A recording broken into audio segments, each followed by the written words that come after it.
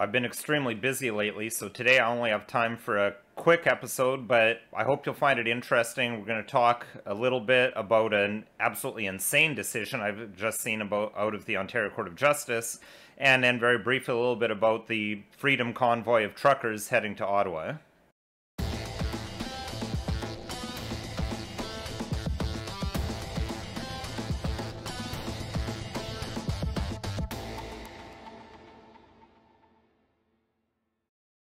Hello, my name is Nicholas Wansbutter. I'm a lawyer in Stratford, Ontario, Canada, and welcome to Don't Talk TV.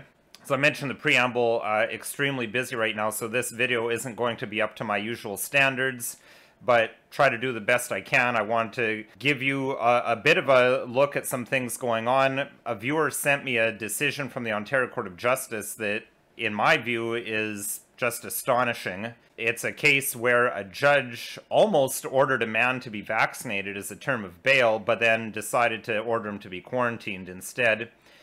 And then we'll talk a little bit about the truckers' convoy. So, turning first to this bail case, it's a decision of Justice Paul Burstein, and it really shocked me because I actually knew Paul Burstein when he was just Paul Burstein, the defense lawyer, not Justice Burstein.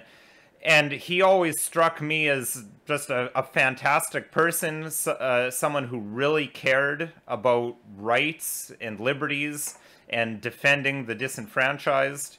He was the type of lawyer who, if he is sitting in court waiting for his case, and he saw a self-represented person going up in front of the judge and being in clear difficulty, that he'd just step in and for free help them out off the cuff, just to try and give them a bit of a better representation. So to see what he does in this decision shows some of the mass hysteria, I think, that's come up out of the COVID-19 thing. Like, he's treating it as if this is the Black Death in his analysis. So the decision is Her Majesty the Queen and Baljeet Baines. And as I say, a reader just sent this to me. I actually wasn't aware of this case. So just a very brief summary of the case. Justice Burstein outlines that Mr. Baines has chosen not to get a government-approved COVID-19 vaccine on October 18th, 2021, as a condition of releasing Mr. Baines on bail following a verdict of guilty to assault bodily harm. The judge ordered that he must quarantine and test for a 14-day period leading up to his sentencing on February the 9th, 2022, unless he'd instead decided to get a COVID-19 vaccine. It's a significant contextual factor that this is a situation where an individual was convicted of a violent crime after trial and is pending sentence. So moving down to paragraph 7 here, here's where things started getting really scary to me as I read it right away, where the judge says, before adjourning, I alerted defense counsel that on October 18th, 2021, I would consider whether or not it would be necessary and appropriate to exercise the authority provided by sections 515 and 523 of the code to impose a condition on Mr. Baines that would require him to complete the government-approved COVID-19 vaccination process. After hearing submissions, he ultimately decided to release him on a condition that he quarantine. Now, paragraph 10 basically lays out where Justice Burstein's at, and I think this is how you get someone who I've described as an awesome person now engaging in what I would characterize, with all due respect, as medical tyranny. He says, we're in the midst of a worldwide calamity. In the almost 2 years since it started, the COVID-19 pandemic has killed millions of people across the globe, thousands in Canada alone. It has resulted in Canada having to close its borders and Ontario having to shut down local economies for months at a time. Children have been forced to stay home from school. Millions of people have suffered financially. So you can see where he's coming from. None of this is the government chose to do this. It's COVID forced this, and puts out the scary numbers of the government. Like, I mean, millions of people is a lot of people, but until you put it in the context of that millions of people die every month of starvation, I mean, it's all terrible, but it puts into perspective proportionality and priorities. And I wish I could do a more detailed analysis, but the whole case he's talking about how terrible the pandemic is, how good the vaccines are, how he feels he can take judicial notice, because CBC has reported this a lot, that this is in fact the case. Judicial notice is where a judge makes a finding of fact without the need for evidence, because it's something that's so patently obvious. Like, for example, the sky is blue. You don't need to call scientific experts to prove that the sky is blue. It's just so well known. So paragraph 27, Justice Burstein goes over the fact that he believes section 515 sub 4 sub h of the criminal code authorizes him to impose vaccination because it allows him to order that a person comply with any other reasonable conditions specified in the order that the justice considers desirable. Now, he reviews a Supreme Court decision from 1980 in paragraph 28, where they're talking about someone being forced to take medical treatment for possible infection with a venereal disease. And the Supreme Court concluded that compelling such medical treatment was not reasonable because there was no basis for the justice to have determined that it was necessary in that particular case. In the absence of a nexus between the accused's threat to public health and the statutory bail concerns, it was wrong for the justice to have imposed a bail condition simply because he believed it to be the broad public interest.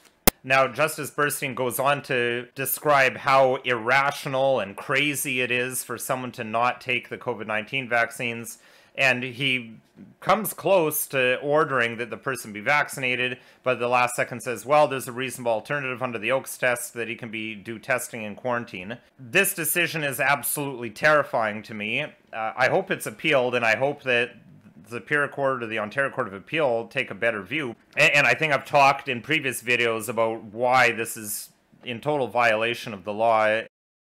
Switching gears quickly to the trucker convoy, as I'm sure most viewers know, there's a convoy of truckers from all across the country heading towards Ottawa to protest the vaccine mandate at the border. Now, from a legal perspective, I think there's one concern that I'm not sure how this will be dealt with, is even if the Canadian government capitulates and removes the vaccine mandate, the American side of the border has an identical mandate in place. For now, I certainly applaud the truckers. It's fantastic to see some people taking some real concrete action. And I mean, as I've said before, court cases aren't going to happen for years. This is something that's being done right now. Now, I just wanted to look quickly at a news article here. This one's from the Toronto Star saying, GoFundMe withholding $4.7 million from trucker convoy until plan presented.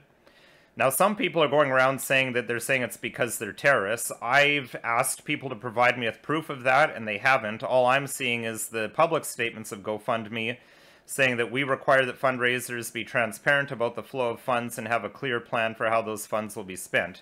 In this case, we are in touch with the organizers to verify that information. Funds will be safely held until the organizer is able to provide the documentation to our team about how funds will be properly distributed. I mean, at this point, we're talking about over $5 million.